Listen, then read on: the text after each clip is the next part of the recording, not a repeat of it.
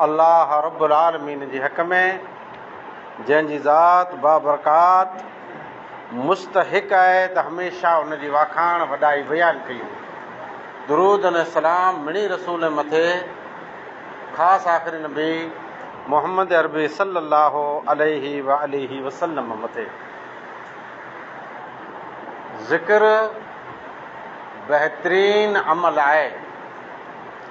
ज़िक्र अफ़ज़ल तरीन इबादत आहे। ज़िक्र यानी मुराद ज़िक्रुल्लाह, अल्लाह ताला जो ज़िक्र। तंहिंजी मिसाल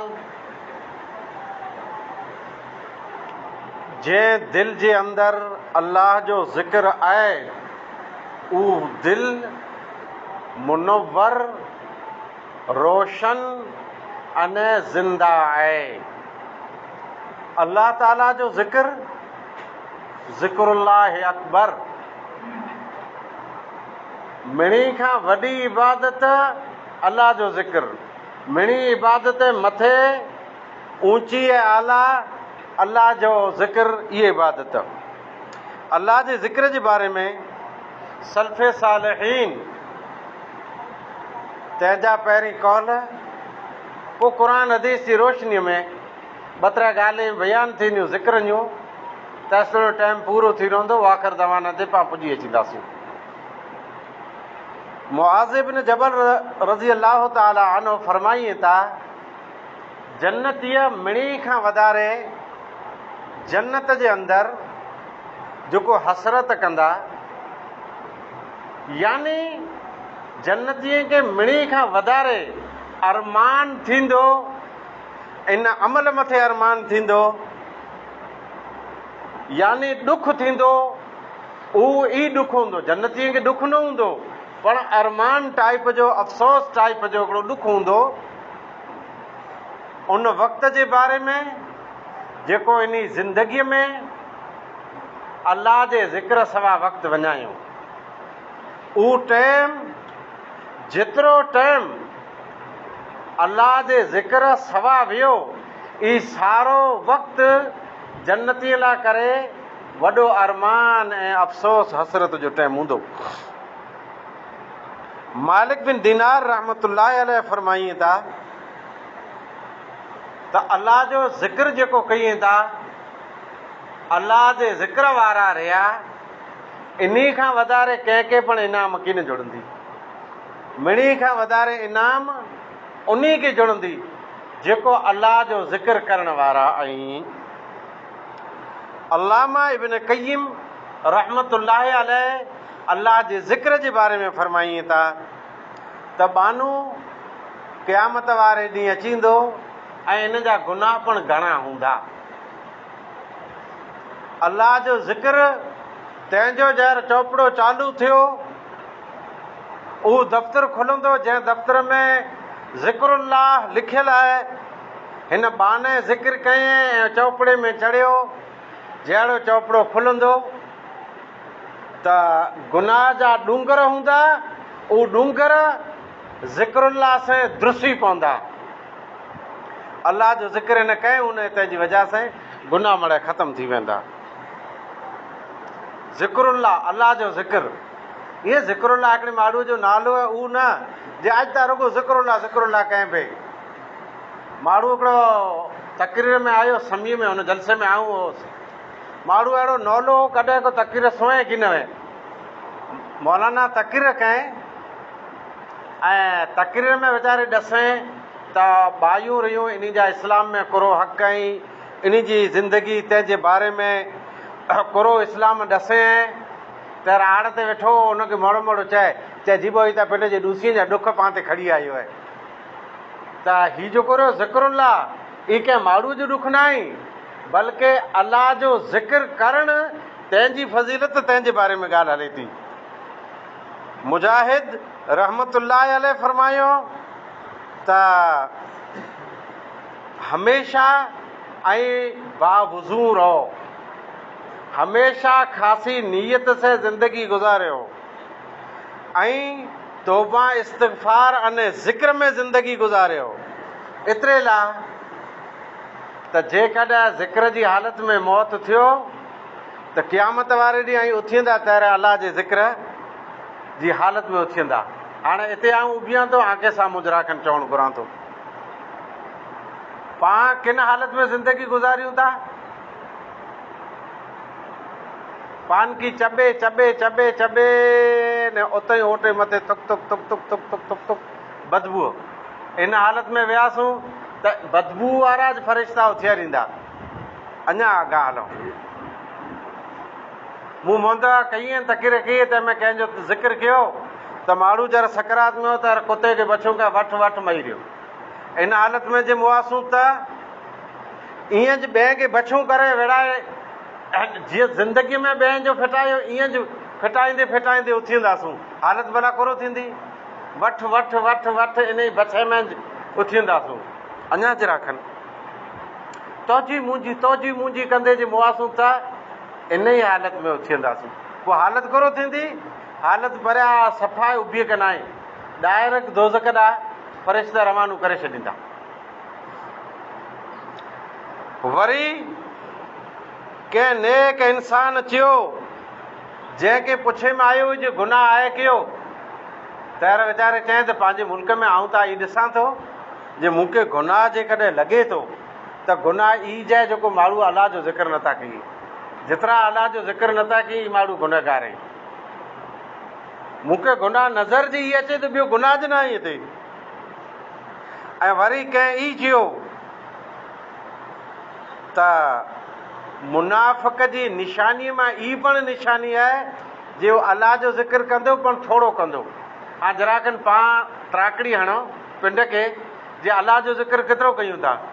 जेको थोरो थोरो ज़िक्र अलाह जो कयूं था उहो मुनाफ़िक़ मां शुमार थिए था।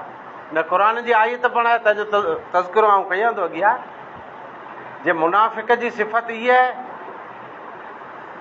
नमाज़ पढ़े थो सुस्ती से पढ़े थो ऐं अलाह जो ज़िक्र ओछो करे थो। मुनाफ़िक़ थियो। ऐं इहो मुनाफ़िक़ थियो त मुनाफ़िक़ जी इबादत क़बूल न आहे ऐं बुज़दिल जी क़बूल इबादत न आहे।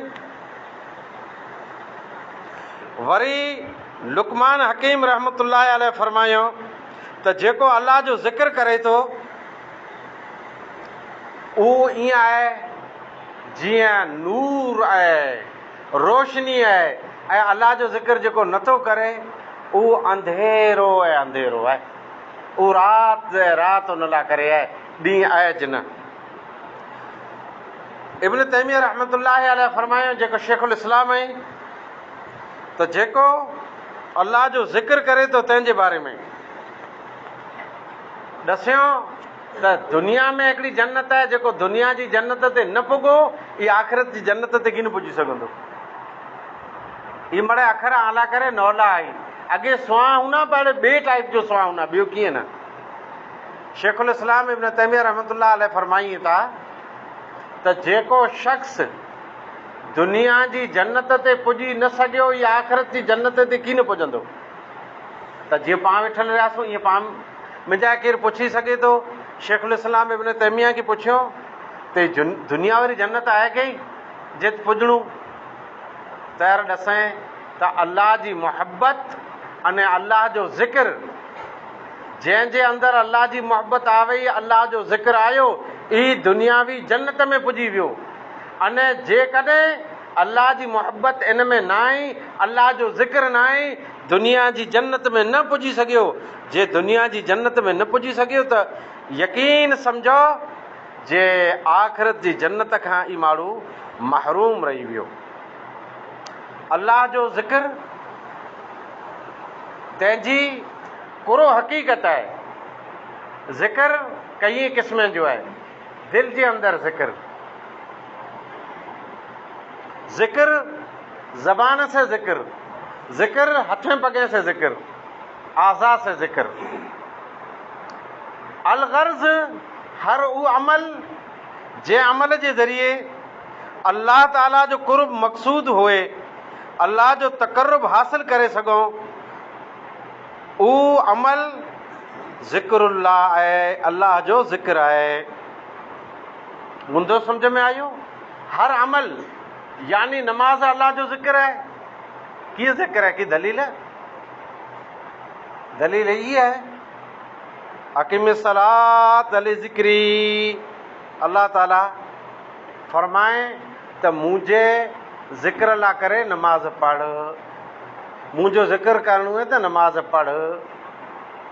अल्लाह जो ज़िक्र नमाज, सॼी नमाज अल्लाह जो ज़िक्र है, रोज़ो अल्लाह जो ज़िक्र है, रोज़ा तो 12-13 कलाक अल्लाह जे ज़िक्र में होए थो। हाजी हितां रवानो थियो है, वापसि अचे थो लगातार अल्लाह जे ज़िक्र में, ये इबादत ज़िक्र है। तंहिं सवा अमोघ तस्बीहूं अने फिक्स कलिमात ऐं उहे अल्लाह जो ज़िक्र आहे। ज़िक्र दिल जे अंदर पहिरीं उथियो, अल्लाह से मोहब्बत, अल्लाह जी तारीफ़ दिल जे अंदर ज़िक्र, पोइ ज़बान ते चढ़ी अचे, पाण त थोॾ लॻे तरफ़ा करो जराड़े कुछी वञो था, न हमेशा ज़िक्र ज़िक्र ज़िक्र ज़िक्र। जेको शख़्स अल्लाह जो ज़िक्र करे थो उनखे लाभ केतिरो मिलंदो।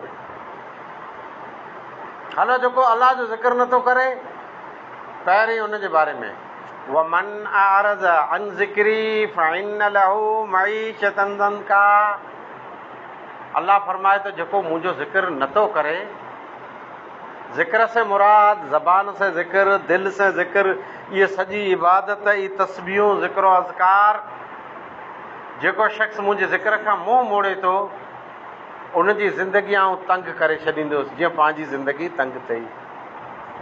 सिर्फ़ु एतिरो जो न, व नाशिरुहु यौमल क़ियामत आमा, ऐं जेको ज़िक्र नथो करे क़ियामत वारे ॾींहुं अंधे भेरो उनखे उथियारीसि। उहो चवंदो ऐं मुंहिंजा रब लिमा शरतनी आमा, मूंखे अंधो खुला खाए। क़ियामत में तव्हां ॾिसंदो, चा क़ियामत वारे ॾींहुं चवंदो जे अलाह अॼु आउं सफ़ा अंधो रहियोसि, जॾहिं त दुनिया में त मूं ॿोए अखी ॾिने वे, अॼु को जटिला थिए। तयारु अलाह चवंदो ई जेको ज़िक्र त हथु खाए, मुंहिंजो आई तूं आवइयो इन खे ठुकराए, बसि हां तूं अंधो आहे अंधो। मुंहिंजो सम्झ में आयो, अल्लाह जो ज़िक्र नथो करे ज़िंदगी तंग थी वेंदी ऐं आख़िरत में बुरो असरु थींदो। पर जेको अल्लाह जो ज़िक्र करे थो से उन लाइ करे अल्लाह जो फरमान फ़ज़कुरनी अज़कुरुकुम, ऐं बंदा मुंहिंजो तूं ज़िक्र कर, आउं तुंहिंजो ज़िक्र कंदुसि, तूं मूंखे यादि कर, आउं तोखे यादि कंदुसि। पाण वेठा आहियूं रियाण में, तैर जरा कनू सरो ॾींहुं जो हुतां आवे तर हुन माण्हू हुनखे यादि कयईं, हुनखे यादि कयईं, मूंखे यादि कए की न कए, ॿियो केरु यादि करे की न करे, पर अल्लाह जी यादि करे त केॾो फज़िल चवाइजे। अल्लाह उन मिणी खे यादि करे थो जेको अल्लाह जो ज़िक्र कयूं था। ज़ाकिर बंदा, ज़िक्र वारा,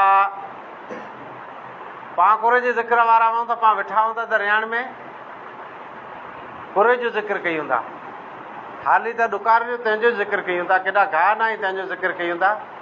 पाण नंढी छात जेको मोबाइल वारा रहिया न कुरो जलाइण तंहिंजो ज़िक्र करे वञे था। बचो अल्लाह जी मासियत खां, अल्लाह जी मासियत खां दूर पाण रहियो खपे, वरना उन जी लाठी अज़ाब जी सख़्तु आहे। फ़ज़कुरुनी अज़कुरुकुम, ऐं बंदा मुंहिंजो ज़िक्र कर, आऊं तोखे यादि कंदुसि। अल्लाह जंहिंखे यादि करे उन जा बेड़ा पार आहिनि। ख़ैर अल्लाह पाण खे कीअं यादि करे थो? अल्लाह यादि करे थो, पण पाण अल्लाह खे मड़े जेकॾहिं यादि कयूं, अल्लाह जो ज़िक्र कयूं त अल्लाह रहमत जी नज़र से पाण खे यादि करे, ऐं जुमे जो ख़ुतबो पूरो न थिए तंहिंखां मौद नई अची वञे, नंढियूं नाला चालू थी वञे, पर पाण पंहिंजो दिलि जरा के ॾाढो सख़्तु आहे, ॾाढो कठिन आहे ज़ाती ज़िंदगी में। अल्लाह जो ज़िक्र तंहिंसे दिलि खे सुकून मिले थो। माण्हू मड़े बेचैन आहिनि, स्टोर ते वञो, हिक में पुठियां लाइन से उभा गोरी ॾियो, आराम जी गोरी ॾियो, अंग ॾुखनि त तंहिंजी गोरी ॾियो, व्याधि थिए थी, हीअ थिए थो, हू थिए थो, पर राति जो पासा फेरे फेरे फेरे निंड न अचे, वरी लिखण मोबाइल नारे नारे कक थीरो, अखी से ॾुखणु लॻे, रुगी व्याधि व्याधि व्याधि व्याधि, कंहिंमें सुकून अचे ई नथो। पर सुकून केॾा आहे?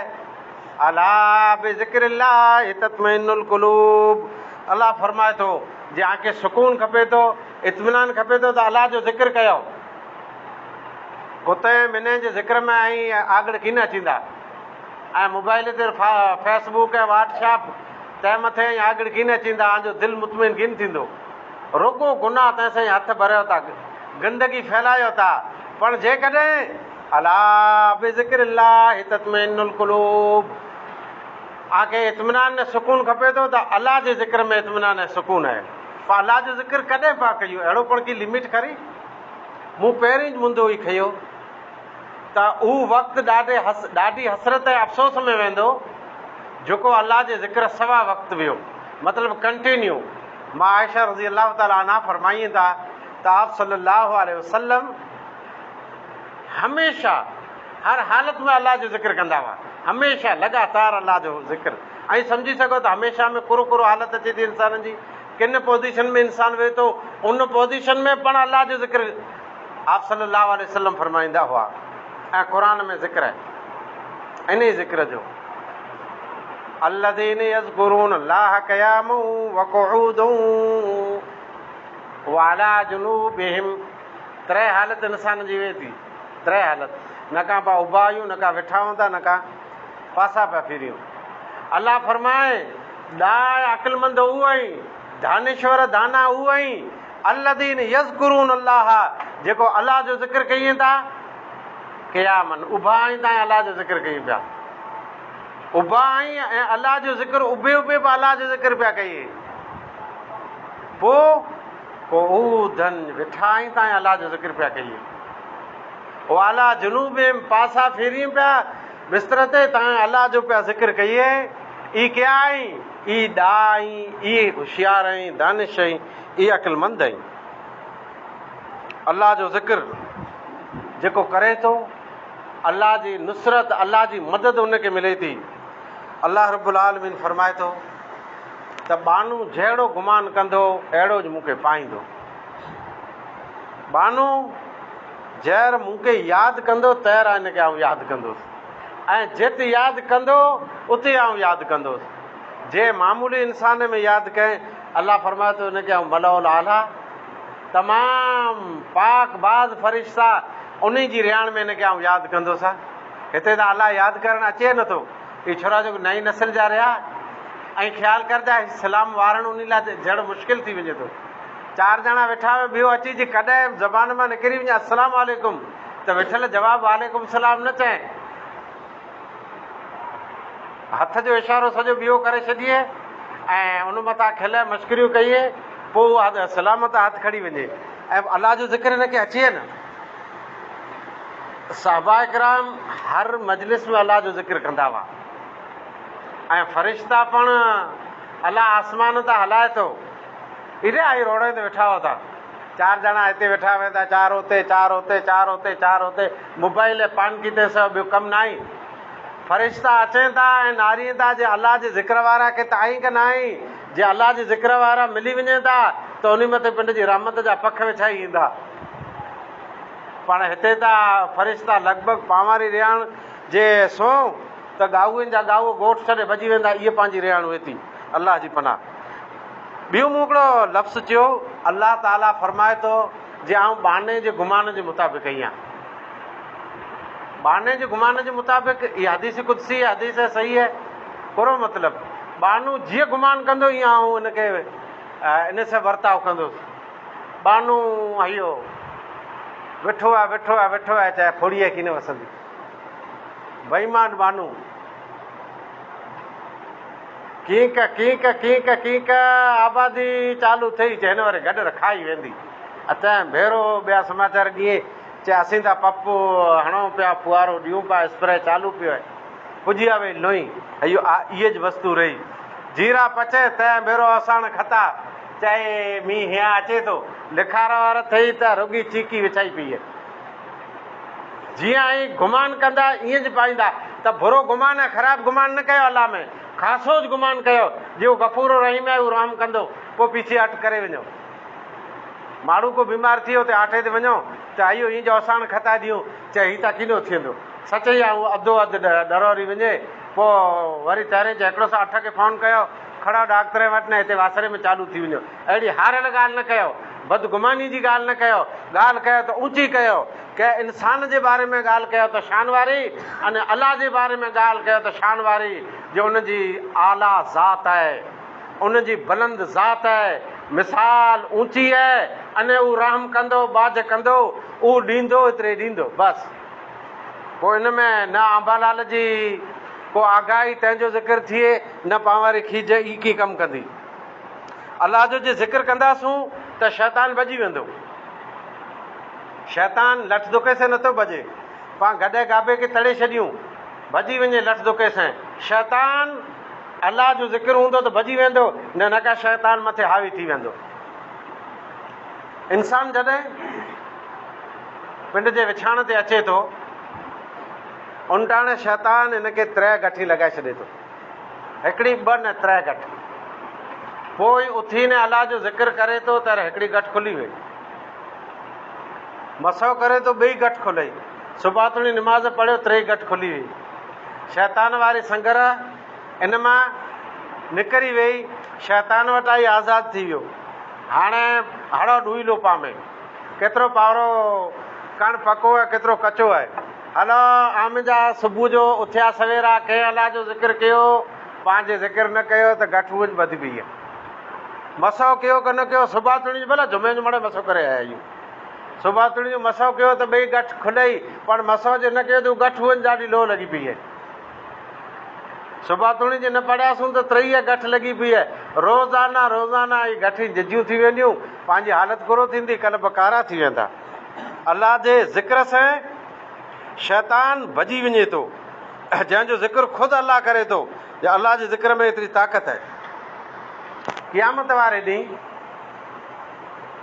ख़ुशि नसीब इंसान अर्श अज़ीम जी छाई में हूंदा, उन मां हिकिड़ो ऊ पण हूंदो। ख़ाली हिकिड़ो न, लखों करोड़ों इंसान इन ग्रुप में पण हूंदा।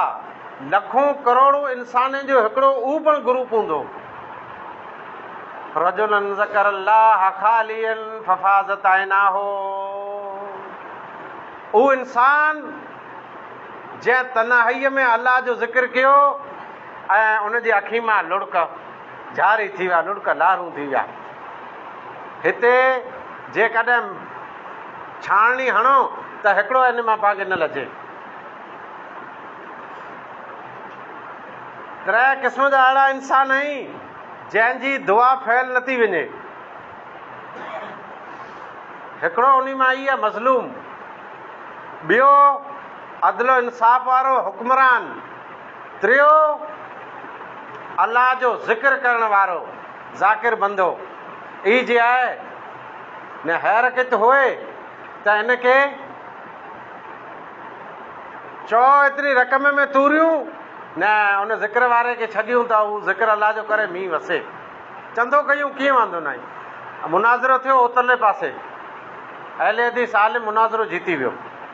जंहिं मुनाज़िरो जीतियो तहिं उनखे इनाम ईअं पाटे ॿाहिरि झोली में 2-2 रुपया त्रुटल फगायूं था जेको परियां नथा हलाए, उहो न, बल्कि छाबड़े में बाक़ाइदा रखियो। उन आलिम जो नालो सईद तौसीफ़ुर रहमान, ऐं नेट ते नाला लाइजा तालिबुर रहमान, तौसीफ़ुर रहमान जो भाउ सईद तालिबुर रहमान प्रोफेसर, नारे लाइजा प्रोफेसर सईद तालिबुर रहमान। इनखे इनाम में ॾिनो, कोड़ो ॾिनो। छाबड़े में हिकिड़े पासे इनखे विहारियो, ॿिए पासे चांदी रखियो, कारण के उनजी क़ीमत एॾी वई। अॼु पण जे अहिड़ो ज़ाकिर पाण खे मिली वञे की छाणी हणो, पाण त बड़े निकिरी वञो जी कचिरो न करे। ईअं उदाहरण कयो, कचिरो कीअं ओॾे ईअं ओॾी वेंदासीं, हिते कणे की निकिरंदो। अहिड़ो जे मिले त अहिड़े खे अॼु पास चांदीअ से तोरे लाइ तयारु आहियूं, जेको पंहिंजे मुल्क में मींहं जी ख़ुशख़बरी ॾे। बाक़ी ईअं न जे मींहुं एॾा वठो न, चाहे मूं चयो तैर वठो, उहो जोड़ा खाईंदो। हा, उहे ते कामयाबु कीअं न थी सघंदो। अलाह जो ज़िक्र तंहिंजे बारे में हाणे तव्हां टाइम में 15 मिंट रहिया आहे। अलाह जो ज़िक्र, निमाज़ पुठियां ज़िक्र रहियो अलाह जो। मियां हिकिड़ी त निमाज़ ते पाण उछा अचूं था, ॿियो हीअं सलाम वारींदे सर्द में ॿाहिरि भॼो कर आग लॻी हुई आहे, वियो हिते निमाज़ पुठियां अलाह जो ज़िक्र करे जो आहे। सुबुह सांझी अलाह जो ज़िक्र करे जो आहे, उहो सुबुह सांझी वारो ज़िक्र पाण खे यादि न आहे। उन ज़िक्र में जा हिकिड़ो ज़िक्र आके आऊं पेश कयां थो। उन जी क़ीमत केतिरी आहे ऐं पिणु 10 माण्हू आया। हिकिड़ो ऊठ तव्हांजी क़ीमत केतिरी आहे? अंदाज़ो 25-30 हज़ार, क़ुर्बानी वारो 40 हज़ार। ओछी क़ीमत कयूं त अहिड़ा जराखनि तिख रही। जेकॾहिं 25,000 हिकिड़े ऊठ जी क़ीमत लॻायूं, 100 ऊठनि जी क़ीमत थिए थी 25 लख। हिकिड़ो अहिड़ो ज़िक्र आहे जे हिकिड़े पासे आई 25 लख ख़र्च कयो अलाह जी राह में, तंहिंखां पाण उहो ज़िक्र वधंदो, पाण पाण ज़िक्र कयूं ई नथा। आहे ज़िक्र हिकिड़ो घोड़ो खासो ई जेको इहे फिरे पिया ई न अहिड़ा लिडी पिया लाही न ई पाण 4 मड़ खाई पिया हुआ, उहो न खपे। खासा भला घोड़ा जेको फी सबीलिल्लाह ॾेई सघूं। हिकिड़ो घोड़ो लख खां महांगो, 100 घोड़ा करोड़ रुपया ऐं रोज़ाना करोड़ रुपया अलाह जी राह में ख़र्च के हिकिड़ो करे थो, तंहिंखां वधारे कमाए सघो था, पूरो कमाए सघो था नेकियूं जे ज़िक्र कयो त। आगे ज़िक्र रसियां थो कयो आहे। टियों ज़िक्र ग़ुलाम खे आज़ादु कराइणु। ख़ैर केरु ग़ुलाम न ई पाण मिड़े आज़ादु आहियूं, पाण अलाह जे नबी जे ज़माने में जेको ग़ुलाम हुआ उन खे आज़ादु कराईंदा हुआ, उन जी वॾी फज़ीलत। अने हिकिड़ो ग़ुलाम तक़रीबन जे अॼु उहा रक़म सारियूं त करोड़नि ते पुॼे थी। करोड़ों रुपया रोज़ाना ख़र्च करे खां अफ़ज़ल ज़िक्र आऊं वटि पियो आहे। पर ज़बान चोरियो था खरा, कुतनि जी वाखाण कयो पिया, गडोड़नि जी वाखाण कयो पिया, ॾुसियूं न पिंड जा चिबला ॿारड़ा रहिया, मुआरो ही पोइ मुआरे हीअं कए, पोइ मुआरे हूअं कए। अड़े तुआरे हूअं कए, जिब बंदि कर कीड़ा पवंदा। इहे अलाह त बनाइनि, असां वारा जेको रहिया से हू भले पिबा चिबा हू जहिड़ा ऐं तहिड़ा उहे अलाह बनाए, तुआरो अलाह बनाए। अलाह जो ज़िक्र कर, कंहिंखे अलाह जो ज़िक्र कर। हा अलाह जे ज़िक्र ॾांहुं मड़े वरो। हा मूं त जरा लीवर ॾेई छॾियो, टाइम घणो थी वियो आहे। चौथो ज़िक्र इहा आहे त मिणी खां वधारे क़यामत वारो ॾींहुं आमाल तंहिं में वज़नी वस्तु ऐं उहो ज़िक्र आम मिणी खे अचे पियो। आम जा हिकिड़ो अहिड़ो न आहे जंहिंखे उहो ज़िक्र न अचे। से आऊं को 100 नथो खणा, दावो नथो कयां, पोइ मूंखे यकीन आहे जो उहो ज़िक्र मड़े आंखे अचे पियो। जो उहो ज़िक्र कयो त 100 ऊठे खां वधारे आंखे सवाबु मिले। उहो ज़िक्र आहे सुभान अल्लाह। सुभान अल्लाह 100 फेरा चओ, एतिरो ई ज़िक्र क़ीमती आहे जे 100 फेरा 100 उठ अलाह जी राह में क़ुर्बान कयां, तंहिंखां वधारे आंखे सवाबु मिलियो। पर 100 फेरा आम जा हिकिड़े फेरा बि ज़िंदगी में कंहिं ई 100 फेरा वेही न नाई चयो एतिरो नाई चयो हलो न तंहिं छा जे कंहिं चयो त मंबर ते पुॼ ऐं उथी चओ इनशा अल्लाह आजी हजी ऐं हिमत अफ़साई कंदुसि। पर नाई चया त मूंखे ख़बर थी नाई चया, मूंखे गैब जो इल्मु न आहे, पर पावरी सुस्ती जी मूंखे ख़बर थी आहे। नंबर 2, 100 घोड़ा अल्लाह जी राह में ख़र्च करणा। इन बहितर ज़िक्र ई आहे त अल्हम्दुलिल्लाह 100 फेरा ई चओ। हिते कंहिंखे पुछे ख़ैरियत चयो, हाँ मूं हिकिड़े खे पुछियो ख़ैरियत चयो, हाँ मोह न ॾारियो, मूंखे चयो कहो अड़े मज़ा अला था, तूं चओ अल्हम्दुलिल्लाह। त पाण हिक ॿिए खे पुछायूं तैरता अल्हम्दुलिल्लाह चयो खपे न। पाण वटि ॾूसियूं रहियूं वीचारियूं हिकिड़ियूं पाण खे घुमान न वे, अहिड़ियूं चयो अल्हम्दुलिल्लाह अलाह जो शुक्र आहे। न हिकिड़ा अहिड़ा नेक भल ख़ासे फुटरे मोह वारा कॾहिं अल्हम्दुलिल्लाह चए नथासीं। अहिड़ो ज़बान ते गरो लॻे त अल्हम्दुलिल्लाह। ऐं हिकिड़ी मजलिस में भेरो वेही ज़िक्र जी शकिल में 100 फेरा, एतिरे भेरो मड़े न। हिकिड़ो माण्हू पिंड घरे वेठो आहे कि सीम में रहियो, अल्हम्दुलिल्लाह अल्हम्दुलिल्लाह अल्हम्दुलिल्लाह 100 फेरा चई वञे, सवाबु एतिरो मिलियो जे 100 घोड़ा अल्लाह जी राह में ख़र्च कया, तंहिंखां मथे न। इहा वार्ता न हदीस में लिखियलु आहे। पोइ अल्लाह अकबर अल्लाह अकबर अल्लाह अकबर 100 फेरा चओ, सवाबु मिलंदो। 100 ग़ुलामे खे आज़ादु कयां, तंहिंखां मथे ला इलाहा इल्लल्लाह वहदहु ला शरीक लहु लहुल मुल्कु व लहुल हम्दु व हुवा अला कुल्लि शैइन क़दीर 100 फेरा आई चओ। बल्कि सिर्फ़ जेकॾहिं हिकिड़े फेरा चओ तव्हां आंखे सवाबु केतिरो सवाबु आजे अमल में एतिरो भारी नेक कमु लिखाबो जे क़यामत वारे ॾींहुं आखां अॻियां सिर्फ़ु उहो इंसान वधंदा जंहिं ई कलमू आखां वधारे चयो। अलगर्ज़ अलाह जो ज़िक्र क़ीमती वस्तु आहे। मोमिन जी ज़बान हमेशह अलाह जे ज़िक्र में ॿुॾल खपे। वाख़िर दवाना।